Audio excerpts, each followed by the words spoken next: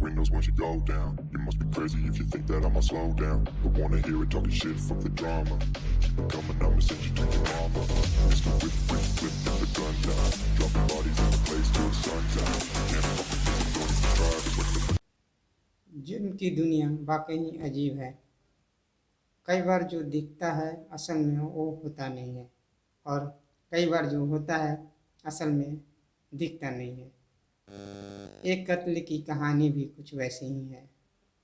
जिस शख्स को मौत होती है, मौके से उसकी लाश भी मिलती है और सुसाइड नोट भी मिलता है। वहाँ से मौत के सबूत भी मिलते हैं और मौत की वजह भी। इन सभी को देखकर पुलिस भी मान लेती है कि ये आत्महत्या ही है। जब पोस्टमार्टम रिपोर्ट पुलिस के हाथ आती है तो पूरी कहानी ही बदल जाती है। दोस्तों नमस्कार, मैं Kamal Kumar, crime stop channel में आपका स्वागत है। हमें उम्मीद है कि आप स्वस्थ एवं मस्त होंगे। अब पुलिस फिर से तफ्तीश शुरू करती है। फिर जो कहानी सामने आती है तो उसे जानकर पुलिस भी दंग हो जाती है।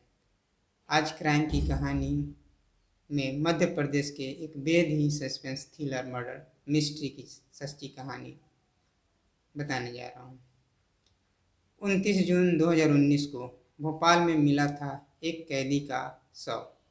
मध्य प्रदेश की राजधानी भोपाल का सेंट्रल जेल, साल 2019, तारीख 29 जून। इस दिन पैरोल पर जेल से निकले कैदी को लौटना था। 14 दिन की पैरोल पर जाने के बाद जेल प्रशासन को भी उसके लौटने का इंतजार था। तभी जेल प्रशासन को लोकल पुलिस से एक सूचना मिलती है। सूचना थी कि उस कैदी की मौत हो गई है। हत्या के केस में उम्र कैद की सज़ा मिलने और जेल की जिंदगी से परेशान होकर उसने घर में ही आत्महत्या कर लिया। लोकल पुलिस ने बताया कि कैदी ने एक सुसाइड नोट भी छोड़ा है। हैंडराइटिंग भी उसी की है और मौत की वजह भी बताई है।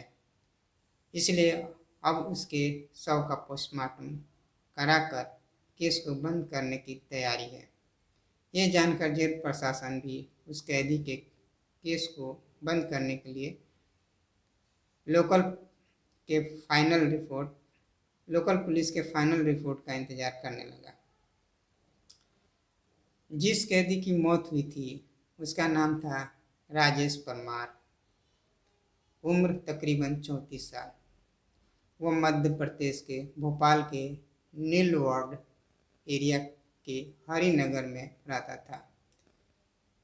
इस पर साल 2014 में एक हत्या का आरोप था। उसी केस में इसकी गिरफ्तारी हुई थी। साल 2016 में उसे कोर्ट ने आजीवन कारावास की सज़ा सुनाई थी, जिसके बाद से वो जेल में ही था। उसी समय राजेश के पिता की मौत हो गई थी। इसी वजह से उसे 14 दिन की पैरोल मिली थी। इसलिए 15 जून को वो पैरोल पर बाहर आया। 29 जून को उसकी पैरोल खत्म होने वाली थी।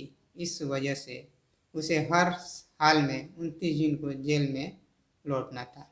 लेकिन 29 जून की सुबह ही उसके घर से आग की लपटें निकलने लगी थी, जिसे देखकर आसपास के लोगों ने पुलिस को सूचना दी। फायर ब्रिगेड की गाड़ियां और लोकल पुलिस मौके पर पहुंची। आग बुझाने पर देखा गया तो एक युवक बुरी तरह से जल चुका था। चेहरा और शरीर भी बुरी तरह से जला हुआ था। देखकर ही वो मरा हुआ लग रहा था। फिर भी पुलिस ने आखिरी उम्मीद में उसे तुरंत अस्पताल में भर्ती कराया, जहां डॉक्टर ने मृत करार दिया।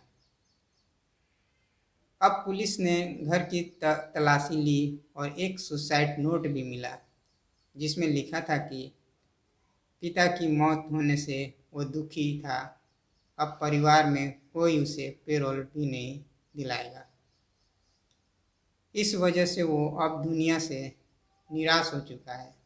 लिहाजा वो आग लगाकर आत्महत्या कर रहा है। इसके लिए कोई दूसरा जिम्मेदार नहीं है। अब इस सुसाइड नोट के आधार पर पुलिस ने भोपाल सेंट्रल जेल को भी सूचना दी। शव को पोस्टमार्टम के लिए भेज दिया। साधारण सुसाइड केस की तरह पुलिस ने भी इसे एक तरह से बंद कर दिया। उधर पोस्टमार्टम के बाद शव को रिश्तेदारों को सौंप दिया गया। रिश्तेदारों ने भी शव का अंतिम संस्कार कर दिया। लेकिन इस पूरे केस में 24 घंटे के बाद एक नया मोड़ आया, जब वहां की पुलिस को राजेश परमार की पोस्टमार्टम रिपोर्ट मिली। उस समय के भोपाल पुलिस ने नए एसपी अखिल पटेल के पास नीलवर्ड का एरिया था। उन्होंने जब पोस्टमार्टम रिपोर्ट देखी तो चौंक गए। रिपोर्ट में लिखा था कि गला दबाने से जान गई है, यानी मौत की वजह आग या धुएं के दम घुटने से नहीं बल्कि गला दबाकर हत्या हुई है। फिर वो इस केस की तफ्तीश में जुट जाते हैं। तुरंत मौके से ली हुई सभी फोटोग्राफ अपने पास मंगवाते हैं। सभी फोटो को बारीकी से देखते हैं। एक फोटो में वो देखते हैं कि मरने वाले शख्स का पैर बिल्कुल एक दूसरे से चिपका हुआ है, जबकि कोई भी जलकर मरेगा तो तड़पने लगेगा, फिर उसके पैर एक दूसरे से चिपकने के बजाय अलग अलग होने चाहिए। लेकिन इस केस में ऐसा नहीं था। दूसरी तस्वीर भी देखते हैं। उनसे पता चलता है कि उस शख्स का चेहरा और सीने वाला हिस्सा ही पूरा जला था, जबकि हाथ और पैर ज़्यादा जले नहीं थे और अजीब तरीके से मुड़े हुए थे। इससे शक यही होता है कि कहीं हाथ और पैर बंधे तो नहीं थे, जिस वजह से ऐसा हुआ। अब इसका पता लगाने के लिए वो पुलिस अधिकारी पुलिस टीम के साथ मौके पर जाते हैं। घटनास्थल को बारीक से देखते हैं। फिर आसपास के लोगों से पूछताछ करते हैं तो पता चलता है कि एक दिन पहले जब राजेश परमार के साथ एक या दो और लोग भी देखे गए थे। जब पुलिस इस केस की फाइल को बंद करने की जगह फिर से खोलती है, जांच शुरू करती है, अब पुलिस को ये शक हुआ कि जिसकी मौत हुई उसकी पहले गला घोंटकर हत्या की गई। लेकिन राजेश को जब सुसाइड ही करना था तो उसकी पहले हत्या क्यों की गई? अगर किसी ने गला दबाया तो वो कौन था? अब पुलिस के सामने ये सवाल था, कहीं ऐसा तो नहीं कि मरने वाला राजेश ही न हो? अगर ये राजेश नहीं हो है तो फिर कौन था? इन सब सवालों का पता लगाने के लिए पुलिस ने उसके मोबाइल नंबर का पता लगाया। फिर रिश्तेदारों के जरिए उसका एक नंबर मिला जो जेल से आने के बाद एक्टिव था, लेकिन अब बंद था। उसकी आखिरी लोकेशन भी भोपाल की ही थी। पुलिस ने जब उसके फ़ोन की कॉल डिटेल चेक की तो एक नंबर पर कई बार बात होने की जानकारी हुई, लेकिन जब उस नंबर पर संपर्क किया गया तो वो भी बंद था। वो नंबर था निहाल नामक युवक का। अब पुलिस के सामने निहाल को खोजने की चुनौती थी और मन में सवाल ये भी आ रहा था कि कहीं निहाल ही तो नहीं मारा गया। इसके अलावा और भी कई सवाल। फिलहाल पुलिस उसकी तलाश में जुट गई। फिर पता चलता है कि निहाल मूल रूप से बिहार का रहने वाला है और पहले राजेश के मकान में ही किराए पर रहता था, लेकिन कुछ महीने से यहाँ से दूसरी मकान में शिफ्ट हो गया था। अब पुलिस की जांच में निहाल को लोकेशन गुजरात में मिली। इसके बाद पुलिस की एक टीम गुजरात पहुंची और दबोच लिया उसे। इसके बाद जब उससे कड़ाई से पूछताछ हुई तब उसने जो कहानी बताई वो बेहद ही चौंकाने वाली थी। निहाल ने बताया कि जेल से पैरोल पर आने के बाद राजेश ने उससे संपर्क किया था। फोन पर बात हुई और वो उससे मिलने भी गया था। बातचीत के दौरान वो काफ़ी परेशान था, इमोशनल भी था, क्योंकि पिता की मौत के बाद उसे अब जिंदगी में शायद ही कभी पैरोल मिलने की उम्मीद थी। इसलिए उसने सोचा था कि वो दुनिया की नज़रों में हमेशा के लिए मर जाए और असल में जिंदा भी रहे।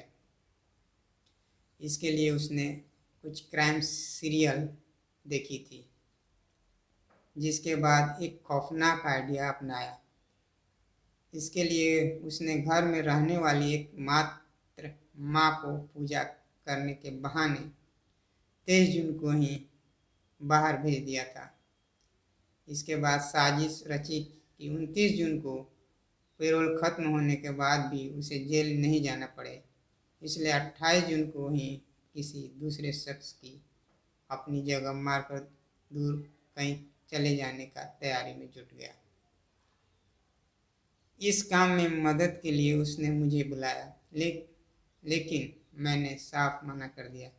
इसके बाद उसने 1 लाख रुपए का लालच दिया और कुछ पैसे एडवांस भी दिए, इसलिए उसके झांसे में आ गया। इस तरह 29 जून को पैरोल खत्म होने से ठीक एक दिन पहले, यानी 28 जून को ही हम दोनों एक मुलाकात हुई।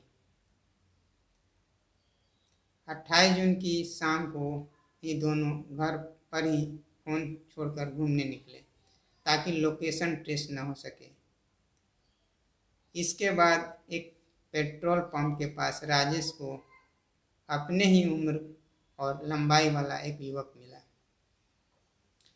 उस युवक ने अपना नाम राजू रेकवार बताया था और दोनों फिर बातचीत करते हुए दोस्त बन गए।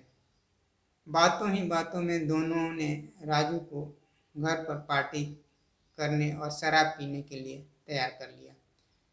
राजू मजदूरी करता था, इसलिए खाने और शराब के लालच में तुरंत तैयार हो गया। राजू भी दोनों के साथ राजेश के घर आ गया। यहाँ पर राजू को इन दोनों ने खूब जमकर शराब पिलाई। जब उसने अपना होश खो दिया तभी राजेश ने उसकी गला दबाकर हत्या कर दी। इसके बाद उसके हाथ और पैर को रस्सी से बांध दिया ताकि अगर जिंदा भी हो तो आग से बच न सके। हाथ पैर बांधने के बाद उसे फर्श पर लिटा दिया और घर में रखी किताबों को उसके ऊपर डाल दिया। फिर राजेश ने खुद ही एक सुसाइड नोट लिखा और उसे कुछ दूरी पर रख दिया ताकि वो सही सलामत पुलिस को सुसाइड के सबूत के रूप में मिल जाए। इसके बाद दोनों ने बाइक से निकाला वह पेट्रोल भी डाल दिया ताकि आग से वो पूरी तरह से जल जाए। चूँकि घर का दरवाज़ा बाहर से बंद होने के पर साजिश को शक हो सकता था, इसलिए दोनों ने घर के दरवाजे को अंदर से बंद किया और छत के रास्ते बाहर निकल आए। इसके बाद खिड़की से माचिस जलाकर तीली को अंदर फेंक दिया। इस तरह जब आग की लपटें बढ़ गई तब दोनों एक साथ वहां से फरार हो गए। साजिश के तहत राजेश ने निहाल का एक पुराना सिम कार्ड भी सिर्फ लिया था और साउथ इंडिया चला गया। वहीं निहाल गुजरात आ गया था। अब पुलिस ने निहाल की कहानी की सच्चाई का पता लगाने के लिए उस मृत युवक के बारे में पता लगाया तो ये सच निकला, क्योंकि राजू रेकवार की पत्नी ने 28 जून की रात में ही लोकल पुलिस में गुमशुदगी की शिकायत दी थी। इसके अलावा पुलिस को राजेश के घर से राजू की चप्पल भी मिली थी, जिसे उसकी पत्नी ने पहचान लिया। ये जानकर पुलिस अब जांच में तेजी से जुट गई। अब पुलिस को पूरी कहानी समझ में आ गई थी, लेकिन जब तक राजेश आंखों के सामने नहीं आ जाता तब तक जांच अधूरी थी। अब पुलिस को यकीन था कि आज नहीं तो कल राजेश किसी भी तरह निहाल से जरूर संपर्क करेगा। राजेश भी निहाल का एक पुराना सिम कार्ड ले गया था। इस तरह अगले ही दिन आखिरकार राजेश का फोन निहाल के पास आ ही गया। पुलिस की मौजूदगी में ही निहाल उससे बात करने लगा। राजेश ने वहाँ के हालात के बारे में पूछा कि कुछ गड़बड़ तो नहीं है। निहाल ने बताया कि कोई गड़बड़ नहीं है। पुलिस को कुछ पता नहीं चला। इसके बाद राजेश ने कहा कि चेन्नई में उसे कुछ मदद चाहिए, अगर कोई दोस्त हो तो बताना। इस पर निहाल ने कहा कि वो उसे जल्द ही बताएगा। इसके बाद फ़ोन कट हो गया। अब पुलिस ने भी राजेश को पकड़ने के लिए पूरी फिल्मी कहानी रची। इसके तहत पुलिस के कुछ लोगों को चेन्नई भेजा और उसे लोकल बनाकर राजेश से मिलने के लिए बोला। इस तरह निहाल ने राजेश को चेन्नई में रहने वाले अपने एक दोस्त का जिक्र करते हुए उसका फ़ोन नंबर शेयर किया, जिसके बाद राजेश पुलिस वाले को ही निहाल का दोस्त समझकर उससे बात की और मिलने गया। जैसे ही राजेश ने लुंगी और माथे पर तिलक लगाए हुए दो युवक को निहाल का दोस्त समझकर मदद मांगने पहुंचा, तभी उसे पकड़ लिया गया। इस तरह पुलिस ने एक ब्लाइंड मर्डर केस का खुलासा करते हुए 8 जुलाई 2019 को पूरे केस को मीडिया के सामने लाया। इस केस के बारे में खुद आईपीएस अधिकारी अखिल पटेल कहते हैं कि ये केस कानून की आंखों में धूल झोंकने वाला था, लेकिन जब बारीकी से केस की जांच हुई तो पूरा सच सामने आ गया। इसके बाद राजेश फिर से सलाखों के पीछे भेज दिया गया। धन्यवाद। बस इतना ही। फिर अगले वीडियो के साथ हाजिर होंगे। नमस्कार।